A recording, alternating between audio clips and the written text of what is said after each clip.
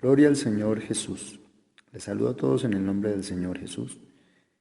Y vamos a tener esta mañana una enseñanza basada en la segunda carta que escribe el apóstol Pablo a los Corintios. Vamos a leer el capítulo 6, el versículo 1. Segunda de Corintios, capítulo 6, versículo 1. Así pues nosotros, como colaboradores suyos, os exhortamos también a que no recibáis en vano la gracia de Dios.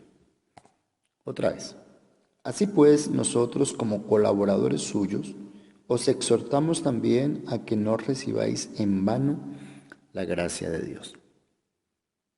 Bueno, ya hemos orado, ya le hemos dicho al Señor que Él escriba su palabra en nuestro corazón, que Él nos dé a conocer el mensaje que tiene para nuestra vida. Vamos entonces a estar alertas, a tener los ojos muy abiertos, los oídos muy despiertos para escuchar la palabra del Señor. El tema de este sermón o el título de este sermón es No recibir en vano la gracia de Dios. No recibir en vano la gracia de Dios. En ocasiones nosotros luchamos fuertemente por obtener un título académico. Pero después de que tenemos el título académico, entonces sucede que no hacemos nada por ejercitar o por aprovechar el título. Entonces la gente nos dice, se esforzó en vano, luchó en vano, recibió un título en vano. ¿Por qué? Porque no se aprovecha lo que se tiene. Hay mucha gente que recibe herencias y el esfuerzo de quien deja la herencia es un esfuerzo vano, porque la persona que recibe la herencia no la aprovecha, no la disfruta, no la trabaja, no la multiplica, por decirlo de alguna manera, no la capitaliza, mejor, no la capitaliza. Entonces pareciera que el esfuerzo hecho en otra época por otro sujeto es un esfuerzo en vano porque para quien se trabajó o para quien se luchó no lo aprovechó. No recibir en vano la gracia de Dios. ¿Qué es la gracia? Es el regalo, el don inmerecido, el que el Señor nos hubiese salvado, nos hubiese perdonado, se hubiese fijado en nosotros sin nosotros merecerlo. ¿Verdad, hermano, que nosotros no merecemos que Dios nos mire, que Dios se fije en nosotros? El salmista David dice, cuando veo los cielos, obra de tus dedos, la luna y las estrellas que tú formaste, digo, ¿qué es el hombre? Para que tengas de él memoria, y el Hijo del Hombre para que lo visites. Así que el Señor nos ha dado de su gracia, nos ha alcanzado con su gracia, ha llegado a nosotros y nos ha extendido su gracia, y es posible que nosotros hayamos recibido en vano la gracia de Dios. ¿Por qué el apóstol Pablo habla con los corintios y les dice,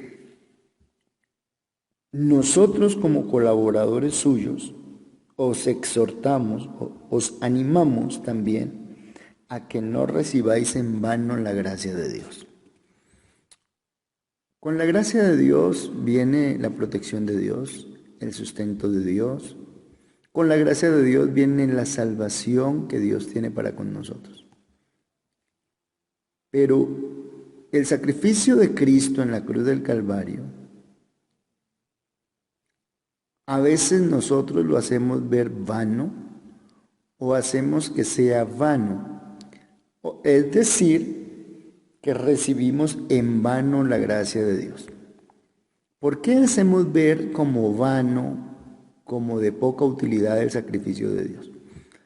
Porque el Señor en la cruz derramó su sangre para perdonar nuestros pecados y por ese sacrificio nosotros fuimos perdonados, lavados, justificados y santificados.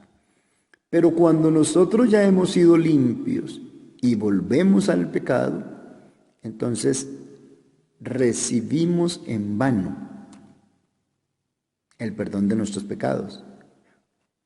Porque no valoramos el perdón, sino que nosotros volvemos a pecar. El apóstol Pedro dice, como la cerda lavada vuelve al lodo de donde fue sacada, o como el perro vuelve al vómito. Entonces, así es comparado un hombre o una mujer que vuelve al pecado después de que el Señor le ha perdonado sus pecados. Es decir, que el sacrificio de la cruz o el sacrificio que Cristo hizo en la cruz quedó en vano. El esfuerzo del Señor por salvarnos, por perdonarnos, por alcanzarnos, fue en vano.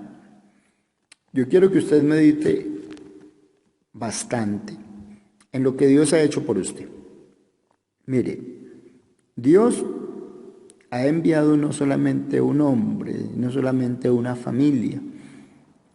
Dios ha usado muchas familias, muchos hombres, el trabajo de muchos, las ofrendas de muchos, el aporte de muchos para que usted sea salvo. El que haya un pastor, el que haya un edificio, el que haya unos enseres, implica un trabajo, implica un desgaste. El hecho de que alguien le haya hablado del Evangelio también tiene un costo. El hecho de que Dios haya ofrecido tomar un cuerpo de carne y en ese cuerpo de carne cumplir un sacrificio para perdonar su pecado, eso también tiene un costo. Y es que no fue solamente bajar y morir en una cruz, sino que la Biblia dice que fue insultado, abofeteado, injuriado, desafiado. Todo lo que un hombre natural pudo haber sufrido y todos los desprecios que un hombre pudo haber sufrido, lo sufrió Cristo en los días de su carne. Por eso dice la Biblia que fue tentado en todo, hasta en su eco. Porque es que fácilmente el Señor había podido bajarse de la cruz y haber acabado con todo, pero no, Él fue fiel. Dice la palabra de Dios, fue fiel hasta la muerte. Fiel a su obra. Siguió amando a su iglesia. Se entregó por ella. Soportó por amor a usted y a mí. Entonces Pablo le dice a los corintios, los animamos para que no recibáis en vano la gracia de Dios. Ya hemos sido alcanzados por la gracia. Ahora nos invita el apóstol a que no sea en vano ese esfuerzo, que no sea en vano este regalo inmerecido, que no sea en vano el propósito de Dios que tiene con nosotros. ¿Y cómo no va a ser en vano? Bueno, en el capítulo 6, el versículo 14 tiene una recomendación, no teniendo yugo desigual. Capítulo 6, versículo 14 dice, no os unáis en yugo desigual con los incrédulos, Porque ¿qué compañerismo tiene la justicia con la injusticia y qué comunión la luz con las tinieblas? ¿Y qué concordia Cristo con Belial o qué parte el creyente con el incrédulo? ¿Y qué acuerdo hay entre el templo de Dios y los ídolos? Porque vosotros sois el templo de Dios. Porque vosotros sois el templo del Dios viviente. Como Dios dijo, habitaré y andaré entre ellos. Entonces, lo primero que nos indica el apóstol es: no piense en unirse en yugo desigual. Si usted comienza a mirar un yugo desigual, una compañía mundana, si usted comienza a mirar que en el mundo también tiene oportunidades, que hay ciertos amigos del mundo con los que usted se la llevaría muy bien, hay ciertas amigas del mundo con las que usted se la pasaría muy bien, la Biblia dice: no reciba en vano la gracia de Dios. Abra los ojos. Si usted comienza a buscar por fuera yugos desiguales, si usted comienza a buscar yugos desiguales, usted está recibiendo en vano la gracia de Dios. Y habla justamente a nuestras amistades, nuestras tendencias, nuestras preferencias hacia las cosas del mundo. Entonces el apóstol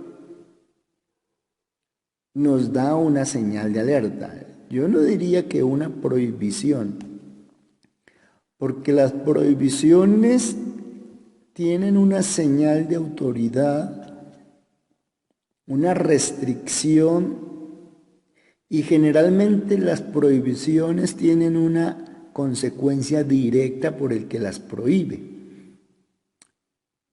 Pero el apóstol no piensa castigarnos si desobedecemos. No, esto no es una amenaza de parte de Dios tampoco, aunque Él sí pudiera actuar sobre nosotros. Pero Dios no nos trata así, con una prohibición, sino con una prevención o con una norma informativa de cómo puede uno ir perdiéndose de la gracia de Dios. Entonces lo primero es que le dice en el capítulo 6, el verso 14 es: no os unáis en yugo desigual. Y luego en el capítulo 7, el versículo 1, dice: así que, amados, puesto que tenemos tales promesas, limpiémonos de toda contaminación de carne y de espíritu, perfeccionando la santidad en el temor de Dios. Limpieza de contaminación de carne y de espíritu. Cuando una persona peca, si vamos con los pecados que tienen que ver en la vida sexual del hombre o de la mujer, allí hay una contaminación de carne y de espíritu. Es que, bueno, al pecar contra Dios,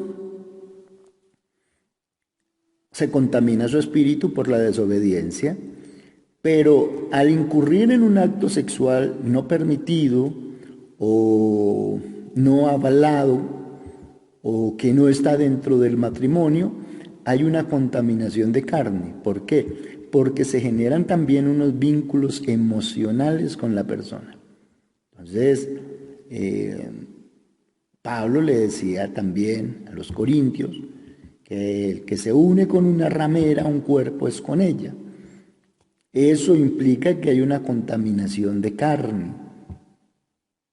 Se comienzan a tener unos vínculos emocionales que también son rotos y entonces las personas comienzan también a tener unas consecuencias emocionales.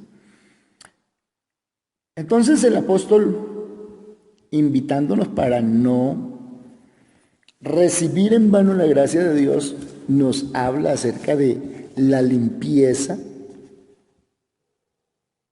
respecto a cualquier forma de contaminación de carne y de espíritu. Gracias al Señor porque Él nos ha dado entendimiento. Y a mí me parece muy saludable recordarles que Dios siempre coloca temor en nosotros Y aunque nadie nos diga lo que es bueno o lo que es malo, uno comienza a tener el Espíritu de Dios que le indica hasta dónde está bien y hasta dónde está mal. Pero nosotros hacemos caso omiso y nos contaminamos. Nos contaminamos cuando queremos hacer trampa. Nos contaminamos cuando queremos seguir guardando rencor. Nos contaminamos cuando observamos con envidia. Nos contaminamos cada vez que mentimos, cada vez que hacemos trampa, cada vez que somos desleales, cada vez que somos injustos. Nos contaminamos cada vez que no somos compasivos, que somos desconsiderados y que nuestro actuar obedece más por una sensación de rebeldía, más que porque lo consideramos que es bueno. Porque, repito, Dios abre el entendimiento y nos muestra, nos enseña y nos hace sentir cuando fallamos, cuando nos contaminamos, cuando incurrimos en pecado. Así que el apóstol nos anima para no recibir en vano la gracia de Dios. Entonces limpiémonos de toda contaminación de carne y de espíritu. En el capítulo 8, el versículo 7, entonces habla el apóstol y dice que, o nos invita a que abundemos en fe, en palabra, en ciencia, en toda solicitud, en amor para con los siervos de Dios, pero además dice que abundemos en esta gracia. ¿En cuál gracia? Él había mencionado unas en el que resalta que los corintios son o abundan en eso. Abundan en fe, en palabra, en ciencia. En fe, es decir, que ellos le creen al Señor, le creen a su palabra. En palabra, leen, se documentan, tienen argumentos bíblicos, tienen argumentos teológicos para defender su creencia, sus principios, su comportamiento. Y además abundan en toda solicitud y amor para con los apóstoles. Es decir, que ellos estaban al pendiente de lo que deseaban los apóstoles. Interesante que estos corintios eran o abundaban en estas virtudes o tenían muy en alto estas características. Pero el apóstol les invita para que abunden en otra más. ¿En cuál? En el dar. Otra vez. Estamos hablando de que Pablo, a través de la carta a los Corintios, la segunda carta, nos invita para que no recibamos en vano la gracia de Dios. ¿Cómo no recibimos en vano la gracia de Dios? Bueno, cuando abundamos en estas virtudes, pero también en el dar. Cuando nosotros no solamente entregamos al Señor el alma, el corazón y la vida, sino que también entregamos nuestros bienes, sino que también permitimos colocar para la obra de Dios lo que Él mismo nos ha dado. El capítulo 9, entonces, habla acerca de la recolección de una ofrenda, del aportar para los hermanos en Jerusalén que estaban pasando alguna situación difícil. Y es allí donde encontramos que el que siembra escasamente, recoge escasamente, el que siembra generosamente, recoge generosamente. Es también allí donde encontramos la palabra del Señor que dice que Dios ama al dador alegre. Eso pues en 2 Corintios capítulo 9, versículos 6 y 7. En el capítulo 12, el versículo 21, entonces, hablando de no recibir en vano la gracia de Dios, él teme ir otra vez a Corinto, porque dice que de pronto los encuentra o encuentra a algunos que no se han arrepentido de su inmundicia, de su fornicación y de su laxivia. Casi que todos estos tres pecados que él menciona son de índole sexual. Y la sexualidad como tal, aun cuando es una necesidad del ser humano, hay personas que se desvían de la necesidad para convertirlo en una aberración o en un desvío, valga la redundancia. Saliéndose de los principios, rompiendo los principios, rompiendo o haciendo caso omiso de los mandamientos del Señor, entonces le dan rienda suelta a sus deseos hasta caer en la inmundicia, la fornicación y la laxivia, de lo que habla el capítulo 12, el versículo 21. Capítulo 12, el versículo 21 dice que cuando vuelva me humille Dios entre vosotros y quizás tenga que llorar por muchos de los que antes han pecado y no se han arrepentido de la inmundicia, la fornicación y la laxivia que han cometido. Cuando uno decide caer, porque es que es una decisión, pecar es una decisión, cederle terreno a Satanás es una decisión, dejarse tentar por el enemigo es una decisión. Y cuando nosotros decidimos ceder terreno en las cosas de Dios, entonces estamos recibiendo en vano la gracia de Dios. La gracia de Dios cobija salvación, pero también cobija autoridad y poder para rechazar el pecado. Yo no puedo pensar que es que a mí me obligan a pecar. No. Ahora, si usted ha caído en pecado, lo más natural es que usted tiene y ha tenido y tendrá muchas oportunidades para arrepentirse. Pero si usted no aprovecha el tiempo para arrepentirse, entonces usted está dejando de recibir o está recibiendo en vano la gracia de Dios. Así de sencillo. En el capítulo 13, el versículo 11, finaliza el apóstol y dice: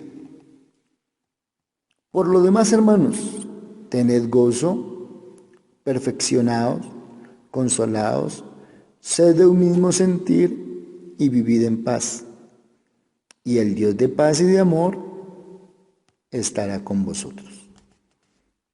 Otra vez, por lo demás, hermanos, tened gozo, perfeccionaos, consolaos, sed de un mismo sentir y vivid en paz, y el Dios de paz y de amor estará con vosotros. No queremos que sea en vano la gracia de Dios para con nosotros. Entonces, vivamos felices de lo que tenemos, perfeccionémonos en lo que estamos, seamos consolados los unos a los otros con esa esperanza de que ya pronto viene el Señor por nosotros, tengamos un mismo sentir y vivamos en paz. Yo no sé si ahora en casa es muy difícil vivir en paz, porque todo el tiempo encerrados, todo el tiempo viéndonos las caras, todo el tiempo revisándonos la vida el uno al otro, ¿será muy difícil vivir en paz? Yo creo que no. Si hacemos las cosas bien, no tenemos por qué incomodarnos que nos revisen la vida. Si hacemos las cosas bien, no tenemos por qué molestarnos que nos sigan al dedillo nuestro comportamiento. Si hacemos las cosas bien, tenemos gozo. Si hacemos las cosas bien, estamos en el camino de la perfección. Si hacemos las cosas bien, nos consolamos unos a otros, tenemos un mismo sentir y naturalmente vamos a vivir en paz. Mis hermanos, entonces, la invitación del apóstol Pablo en 2 de Corintios capítulo 6, versículo 1, es a la que yo quiero hacer alusión en esta mañana. No reciba en vano la gracia de Dios. Manténgase firme en lo que usted ha creído. No busque un yugo desigual. Por el contrario, límpiese de toda contaminación, o limpiémonos de toda contaminación de carne y de espíritu. Abundemos en fe, en palabra, en ciencia, en toda solicitud y amor para con los hermanos. Pero sobre todo en esa gracia tan bonita que es dar. Más bienaventurado es dar que recibir. Si de pronto nosotros hemos caído en una inmundicia, en una fornicación, en una laxivia, la invitación es para que nos arrepintamos, para que reconozcamos que hemos fallado ante el Señor. No es que sea natural caer en ese tipo de pecados, porque es que el que es de Dios no puede pecar. Pero también me voy a parar en los zapatos del que se deja ganar del enfriamiento espiritual, del que se deja ganar de sus emociones, del que se ha alejado un poco del camino del Señor y ha caído en uno de estos pecados. Yo le invito en el nombre del Señor para que hoy se arrepienta. Y mire, no lo estoy viendo. No sé si usted se está poniendo rojo, verde o amarillo. No sé si usted se está cerrando los ojos para sonreír un rato. No lo sé. No lo sé. Pero sí le quiero decir que si usted se humilla y se arrepiente, el Señor está presto para perdonarle. Entonces, ya puede ejecutar con toda tranquilidad el versículo 11 del capítulo 13, donde dice: tened gozo, perfeccionaos, consolaos, sed de un mismo sentir, vivid en paz, y el Dios de paz y de amor estará con vosotros. Y tendremos una vida tranquila, segura en el Señor, y seremos unos excelentes cristianos. Mis hermanos, no recibamos en vano la gracia de Dios. Todo lo que el Señor ha hecho por nosotros ha tenido un costo. Y todo lo que Él sigue haciendo hoy en día tiene un costo. A Él le cuesta. Todo tiene un costo. Usted dirá, ¿pero qué le cuesta al Señor hoy? Claro, el sustentar su creación, el sostener estos pastores, obreros, predicadores. Eso es un costo. ¿Quién paga ese costo? ¿Quién lo ha pagado? Se llama Cristo el Señor.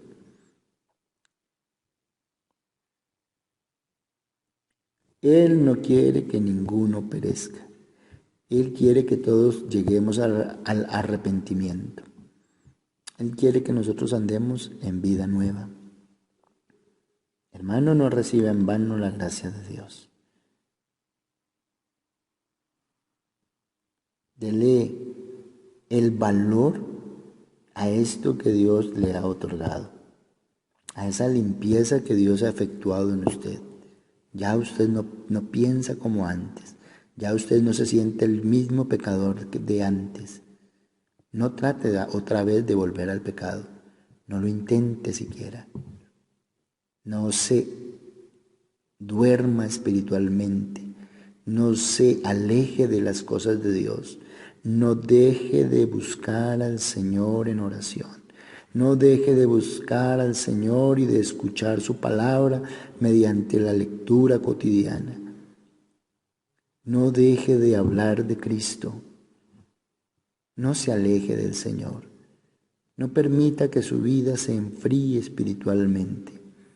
Luche, hermano, luche por tener una vida cristiana.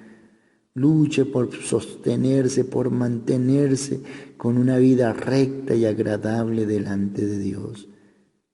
No se deje engañar del enemigo. No reciba en vano la gracia de Dios. Dios les bendiga.